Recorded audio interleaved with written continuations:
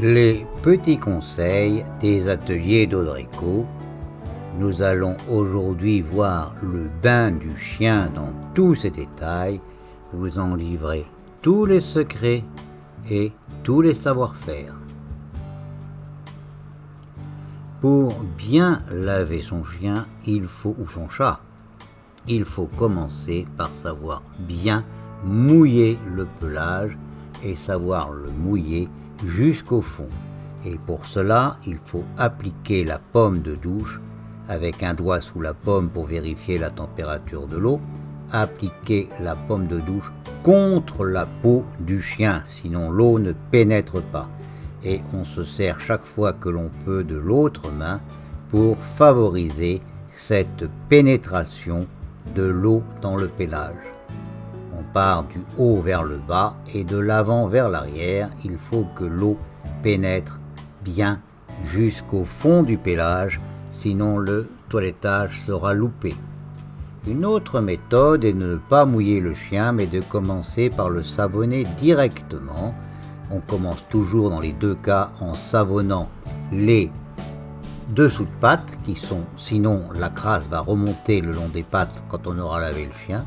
Donc on savonne bien rigoureusement les dessous des pieds et ensuite on commence par le dessus de la tête, puis le dos et vers le bas, donc de l'avant vers l'arrière et du haut vers le bas. Bien tout savonner à l'aide d'une fleur de douche de préférence et du shampoing que l'on aura préparé et dilué dans une bassine, une dilution de 5 à 10 dans un rapport de 5 à 10 suivant la qualité du shampoing. On fait bien savonner partout. Quand le chien se secoue, ne pas hésiter à mettre la main sur la nuque, cela interrompt le fait de se secouer. Bien savonner les oreilles, car les oreilles sont pleines de cérumen. Si on ne les savonne pas, elles resteront sales et très difficiles ensuite à sécher. Pourquoi les oreilles sèchent mal? Parce qu'elles sont mal lavées. Voyez-vous ici comment on peut faire le chanfrein sans embêter le chien. Et ensuite, une fois qu'on a bien réparti son shampoing partout, on savonne, on fait mousser, soit avec la fleur de douche, soit même directement avec la main. Et alors on est prêt au premier rinçage, le rinçage qui part comme toujours du haut vers le bas et de l'avant vers l'arrière, en faisant frotter la pomme de douche le plus près possible de la peau et en s'aidant de l'autre main autant que possible pour que l'eau pénètre bien. Si l'eau ne pénètre pas, la crasse ne part pas. Il faut pour que la crasse parte qu'elle soit d'abord piégée par le shampoing et ensuite bien rincée avec la douche. Ce premier shampoing aura fait partir 20 à 25% de la crasse, sachant que pour qu'elle parte complètement, il faut 2 voire 3 shampoings. Les gens qui vous disent qu'un shampoing suffit sont des gens qui se contentent d'une propreté très relative. Pour que le chien soit vraiment propre, il faut plusieurs shampoings, au moins 2.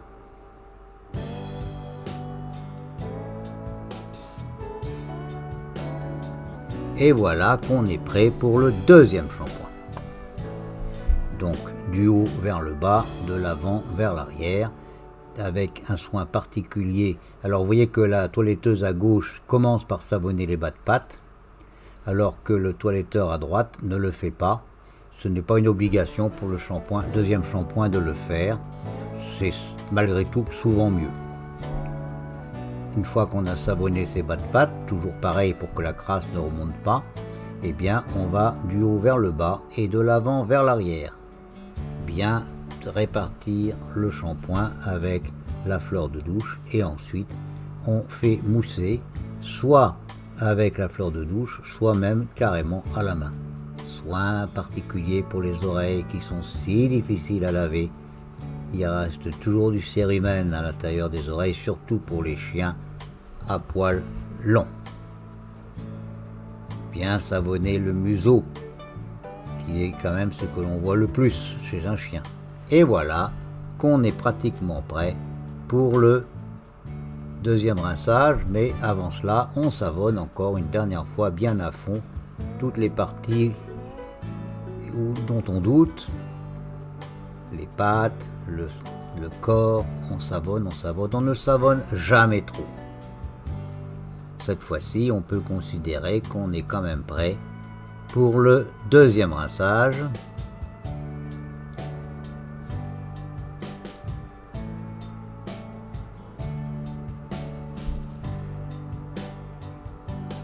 Donc le deuxième rinçage, les mêmes règles, du haut vers le bas, de l'avant vers l'arrière, en appuyant la paume de douche contre la peau et en faisant masser, en massant autant qu'on peut pour que l'eau pénètre bien au fond du poil et que la crasse soit vraiment éliminée.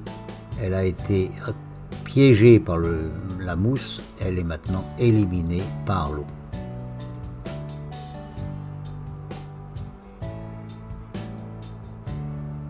Bien faire pénétrer l'eau autant que l'on peut. En particulier dans les parties difficiles, les oreilles, les bas de pattes. S'il reste de la crasse dans les bas de pattes, eh bien, le chien sera mal lavé. Et maintenant, on peut passer à la finale, c'est-à-dire le rinçage avec une eau pure. Soit de l'eau déminéralisée, soit comme nous le faisons dans notre atelier avec de l'eau que nous fabriquons nous-mêmes, dite de l'eau osmosée. L'eau osmosée, si on l'applique simplement on l'applique simplement en la versant sur le chien, on perd son temps. Il faut là aussi la faire pénétrer. Donc pour cela, action des deux mains, massage de la main autant qu'on peut pour que l'eau rentre bien, pour que l'eau pénètre bien. Si l'on se contente de verser l'eau sur le dos du chien, comme le font certains, on a l'impression que l'eau déminéralisée ne sert à rien, et c'est un fait, elle ne sert à rien. Pour qu'elle serve à quelque chose, il faut appuyer la paume contre la peau et masser pour que l'eau pénètre bien l'intérieur du chien et débarrasse la peau du calcaire. Sinon, ça ne sert à rien. Donc vous voyez, il faut vraiment masser pour que l'eau pénètre bien au fond du chien, au fond du pelage. Ce serait exactement pareil pour un chat. Bien faire pénétrer l'eau autant qu'on peut dans le pelage. Ne vous inquiétez pas du massage que subit le chien. Les chiens aiment bien ces massages un peu vigoureux. Ils les apprécient. Les chats aussi. Comme vous le voyez d'ailleurs, puisque les chiens qui ne sont pas attachés supportent très bien ce que l'on leur fait. Bien faire pénétrer, notamment dans les parties difficiles, les bouts de pattes, les oreilles. C'est la seule condition pour que le calcaire s'en aille et qu'ensuite on gagne beaucoup de temps au séchage. Et maintenant, on va pouvoir égoutter manuellement. On égoutte à la main autant que l'on peut. Tant qu'il reste de l'eau qu'on peut faire tomber, eh bien, il faut le faire à la main parce que c'est ce qui ira le plus vite et qui perdra le moins de temps. On presse la queue, on presse les pattes dans les mains jusqu'à temps qu'il ne sorte plus d'eau. Il faut vraiment faire sortir le plus possible d'eau, comme ça quand on mettra le chien sur la table, il sera en fait déjà pratiquement sec, car avec de l'eau déminéralisée, eh bien l'eau ne reste pas dans le poil et on peut éponger une grande partie de l'eau en étant minutieux et en épongeant fort avec les mains. Pour aller plus loin, allez sur notre site audreco.com et choisissez l'onglet Librairie.